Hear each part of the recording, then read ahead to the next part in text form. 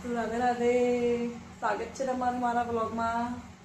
તો હવે હું જાગી ગઈ છું। આજ તો આ ટાઈમે ઉઠી નહીં તો 2-3 દિવસથી તો ખબર નહીં, બહુ લેટ રાત હતું।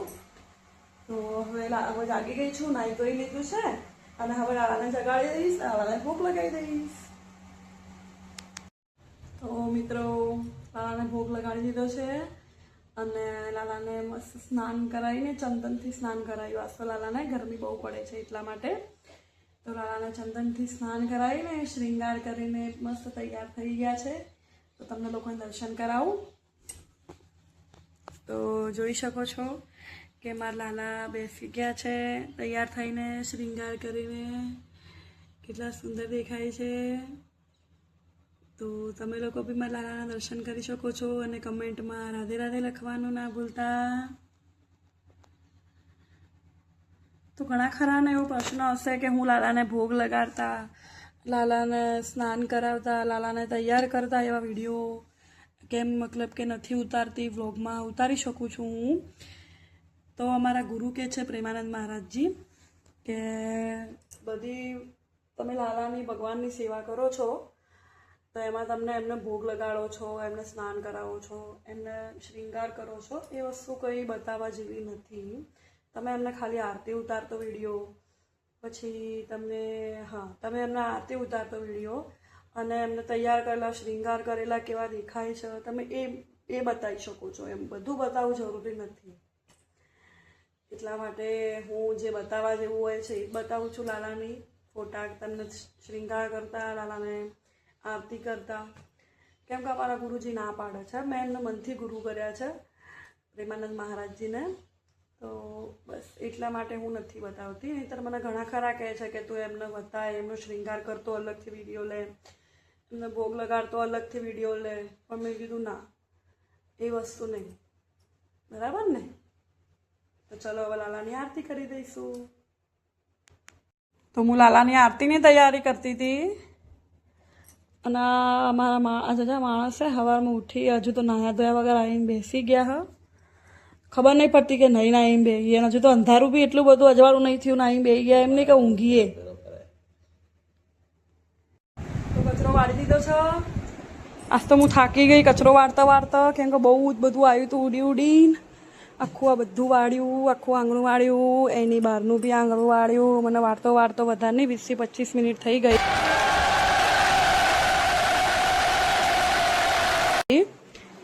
તો હવે કચરો વાળી દીધો છે અને હવે ચા મૂકી દીધી અને હવે સાઈડમાં હું પોતું મારી દઈશ। તો જોઈ શકો છો તમે, મેં ચા મૂકી દીધી છે અને હવે હું પોતું મારી દઈશ। ચાલો તો દેખો, પોતું મારવા માંડી છું। 2 રૂમમાં મરી ગયું છે, હજુ તો બહાર વસૂલી છે લોબી, આ બાજુવાળી અમારા બાજુવાળી પોતું મારી ચા આપી દઈશું। બેસી ગયા છીએ, ચા પીને બેસી ગયા હ, નાયા ધોયા વગર। મોઢું તો ધોયું પણ હજુ બ્રશ નહીં કર્યો। અને અમારા પતિદેવજી ચા પી રહ્યા અને સેવ ખાઈ રહ્યા।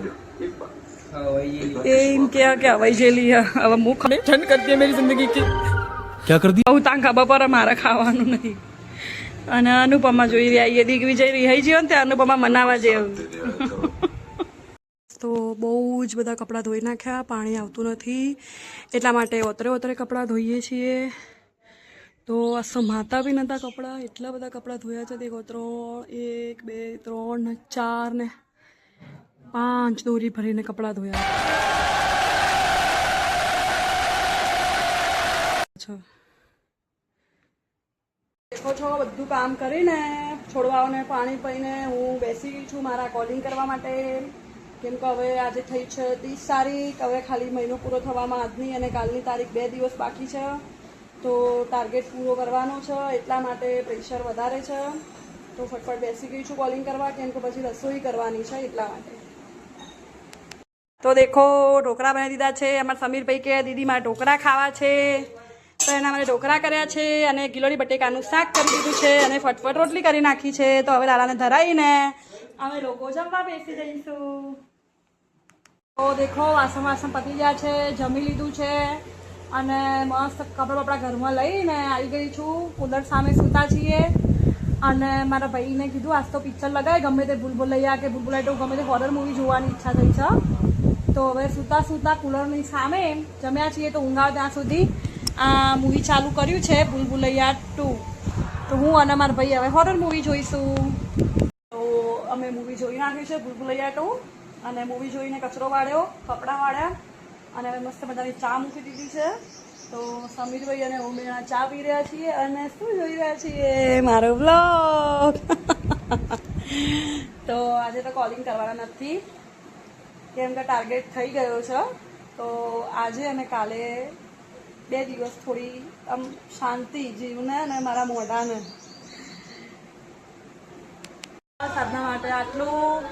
બ્લોગ ગમે તો લાઈક કરો, શેર કરો, સબસ્ક્રાઈબ કરો અને કોમેન્ટમાં રાધે રાધે લખવાનું ના ભૂલતા. રાધે રાધે.